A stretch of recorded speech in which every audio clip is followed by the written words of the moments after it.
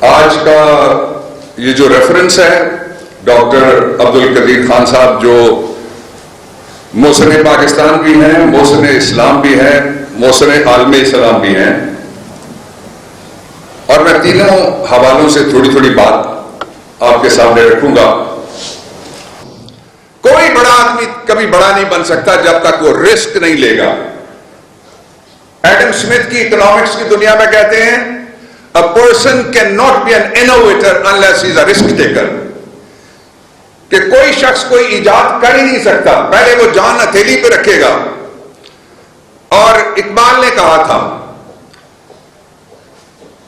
کہ خطر پسند طبیعت کو سازگار نہیں، وہ گلستاں کے جہاں گھات میں نہ ہو صیاد، جس کے راستے میں صیاد شکار کرنے والا مجھے نہیں بیٹھا ہوگا، اس راستے میں میں جاؤں گا ہی نہیں، خواہ وہ باغ کو جانے والا راستہ ہو۔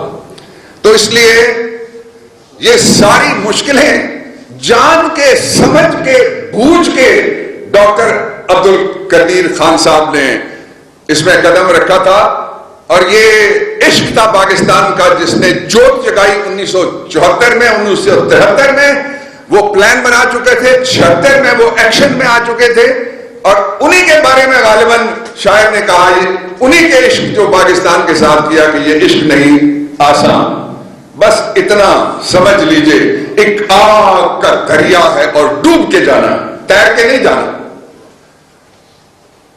اور ایک مثال میں تاریخ میں سے سید الشہداء حضرت امام حسین ان کی بھی دینا چاہتا ہوں۔ کوئی میڈیا نہیں تھا، سوشل میڈیا نہیں تھا، کمیونیکیشنز نہیں تھے، آواز نہیں تھی، صوت نہیں تھی، تصویر نہیں تھی، اور جو پیغام تھا وہ اتنا سچا، اتنا برتر، اتنا عرفہ تھا کہ اس پیغام کو سنانے والے کی آواز آج بھی ہے، اور پیغام کو روکنے والے ان کا نام و نشان تک نہیں ہے۔ اس لیے یہ یاد رکھنے والی بات یہ ہے کہ پاکستان کوئی عام سرزمین نہیں ہے، یہ اللہ کی مہربانی ہے۔ اسی لیے بن گورین نے دنیا میں جو ان کا سب سے پرانا اخبار نکلتا ہے لندن سے، اس میں اس نے پاکستان کیا اسرائیل بننے سے بھی پہلے کہا تھا کہ مڈل ایسٹ میں سے میں کسی ملک سے خوفزدہ نہیں ہوں، پاکستان کی فکر کرو، پاکستان کی فکر کرو۔ وہ جانتا تھا کہ پاکستان کے اندر 3 قوتیں ہیں جو تینوں ایٹمی ہیں میرے نقطہ نظر سے۔ سب سے پہلی قوت پاکستان کا نظریہ ہے، جس کا آغاز ہی لا سے ہوتا ہے کہ میں اللہ کے علاوہ کسی کو نہیں مانتا، نہ اپنا رب مانتا ہوں، نہ معبود مانتا ہوں، نہ مسجود مانتا ہوں، نہ اس کے سامنے میں جھک سکتا ہوں۔ اس پہ بھی علامہ صاحب نے کہا تھا کہ وہ ایک سجدہ جسے تو گراں سمجھتا ہے، 1000 سجدے سے دیتا ہے آدمی کو نجات۔ آپ کیا سمجھتے ہیں کہ مجھے اور آپ کو پتا تھا، ڈاکٹر عبدالقدیر خان صاحب کو مشکلات کا پتہ نہیں تھا؟ انہوں نے جان کے یہ راستہ چنا تھا، اس لیے کہ ابدی زندگی میں نہ یہ منٹ ہے، نہ گھنٹے ہیں، نہ مہینے ہیں، نہ سال ہیں۔ انہوں نے ابدی پیغام ساری دنیا کو دیا، جو قائد اعظم علیہ رحمت نے جب پابندہ وار ہوئی 1948 میں آپ کی حیات میں، ہمارے مغربی بارڈر سے حملہ ہوا ہمارے اوپر، پنڈی سے جسٹس آصف جان کے والد وہاں اس وقت چیف کمشنر تھے، علاقہ خاص ان کو کہتے تھے، اسپیشل ایریاز، اور کچھ لوگ غیر علاقہ بھی کہتے تھے۔ تو جو پیغام ٹیلی فون پہ اپنے کمشنر کو قائد اعظم نے دیا پاکستان کی حفاظت کے لیے، وہ کیا پیغام تھا؟ انہوں نے کہا tell them in the language of bullets and guns that Pakistan will live and survive honorably۔ تو یہ تو قائد اعظم کا بھی مجاہد تھا بھائی، یہ تو قائد اعظم کا بھی کارکن تھا ڈاکٹر عبدالقدیر خان۔ اور پھر میں ڈاکٹر وینا کو بتا رہا تھا کہ جو ایوییشن کی دنیا کے ایوییٹر ہیں وہ اس کو پائلٹ نہیں مانتے جب ویزیبلٹی 100% ہو، ہوا چل نہ رہی ہو اور وہ لینڈنگ کرا دے، 300 لوگوں کی سواریوں کی لینڈنگ کرا دے جہاز کا کپتان. وہ کہتے ہیں اصل کپتان تو وہ ہے جو اس وقت لینڈنگ کروائے جب ویزیبلٹی نل ہے، جب تھنڈر سٹارم آیا ہوا ہے، جب حالات خراب ہیں، تھروٹل قابو میں نہیں آ رہا، لینڈنگ نہیں ہو سکتی، گیئر کھلنے میں بھی مشکل ہو رہی ہے، تب لینڈنگ کرائے. آئیے میں آپ کو 70 کے عشرے میں نوجوانوں لے کے چلتا ہوں. جب ڈاکٹر قدیر خان نے یہ خواب دیکھا، اس وقت پاکستان کے پاس مشکل سے گزارا چلانے کے پیسے تھے. اس کے باوجود کہتے ہیں نا کہ بلڈ اینڈ ٹوائل، جگر کا خون بھی دیا، جسم کی حرارت بھی دی، اور پاکستان نے یہ ایٹمی حرارت حاصل کی. اور مجھے کہنے میں کوئی بات نہیں ہے کہ مینیجرز کی بات دوسری ہوتی ہے. جس طرح کشمیر میں مسلمان پہ جب انڈین انلیگلی آکوپائڈ کشمیر میں کوئی مسلمان تڑپتا ہے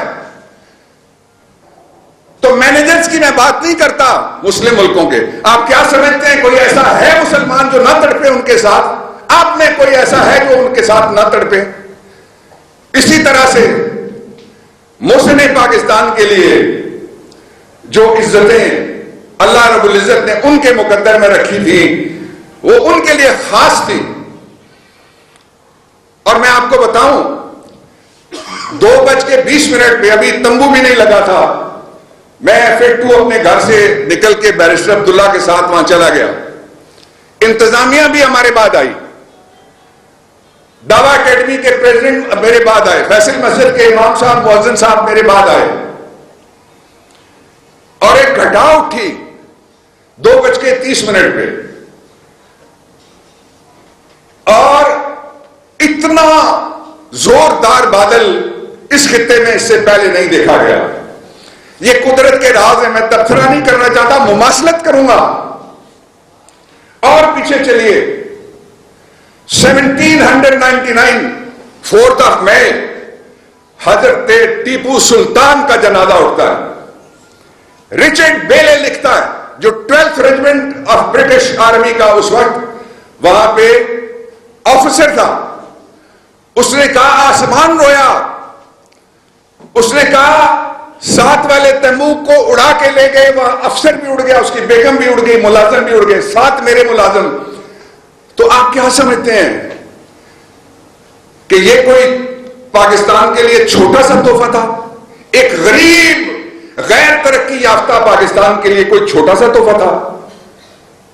اور مجھے کہنے دیجئے، مجھے KRL ہو، ڈیسٹو ہو، خوشاب ہو، یا کوئی اور علاقہ ہو اس سلسلے کا، پنسٹک ہو، میرے لیے وہاں کا چوکیدار بھی صاحب ہے، چپراسی بھی صاحب ہے، مالی بھی صاحب ہے.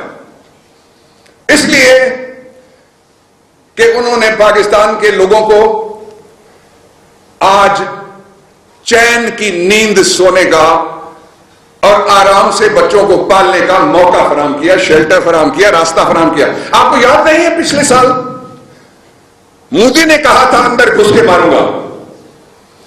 آپ سن چکے ہیں بہت خطرناک حالات تھے. میں اندر تھا سسٹم کے، میں دیکھ رہا تھا ساتھ بیٹھ کے کس طرح کے حالات تھے. ہم نے واضح پیغام دیا، مودی حملے کی غلطی نہ کرنا، ہم سوچیں گے نہیں. اور پھر آپ نے دیکھا ہم نے کتنی لذیذ چائے پلا کے بھیجا تھا ابھینندن کو واپس. تو یہ تبھی ممکن ہو سکا کہ پاکستان کی ایٹم کے بعد دوسری جو ایٹمی طاقت ہے وہ پاکستان کے لوگ ہیں، وہ یکسو تھے، وہ بھارت کو سبق سکھانے کے لیے اکٹھے تھے. پارلیمنٹ کے اجلاس میں بھی اس کی تفصیلات رکھی گئی، سیکورٹی اداروں کو ہم نے بلایا. اور آخری قوت وہ باہر نہیں ہوتی، اندر ہوتی ہے، وہ بلڈنگز میں نہیں ہوتی، وہ دلوں میں ہوتی ہے. نظریہ ایٹم اور وہ مل کے پھر ایک مضبوط فوج کو اور لڑاکا فوج کو سہارا بھی دیتے ہیں, حوصلہ بھی دیتے ہیں اور مورال بھی دیتے ہیں. اس لیے اس ریفرنس میں بلا خوف تردید کہہ سکتا ہوں کہ ڈاکٹر عبد القدیر خان صاحب اور ان کے بچے وہ پاکستان کے محسن تھے, یہ بھی ہمارے محسن ہیں, اور انشاءاللہ العزیز یہ قوم اپنے محسنوں کو یاد رکھنے والی قوم ہے. یہ قوم اپنے محسنوں کو پیار کرنے والی قوم ہے. ڈاکٹر عبد القدیر خان کی وجہ سے پاکستان کے پاس ٹیکنالوجی ہے. مسلم دنیا میں اتنی بڑی ریاستیں ہیں, بادشاہتیں ہیں, صدارتیں ہیں, وزارتیں ہیں, لیکن وہ اللہ کی نعمت جو آپ کے پاس ہے وہ کسی اور کے پاس نہیں ہے. اور امریکہ کے ایک ینگسٹ پریزیڈنٹ اس نے کہا تھا, بنیادی طور پہ عربی کا ایک پرانا مقولہ, اس میں سے یہ ٹرانسلیشن تقریباً بنتی ہے کہ don't ask what your country can do for you. ہر وقت یہ نہ پوچھا کرو کہ تمہارا ملک تمہارے لیے اور کیا کر سکتا ہے, مزید کیا کر سکتا ہے, but do ask what you can do for your country. لیکن یہ ضرور پوچھا کرو کہ تم اپنے وطن کے لیے کیا کر سکتے ہو.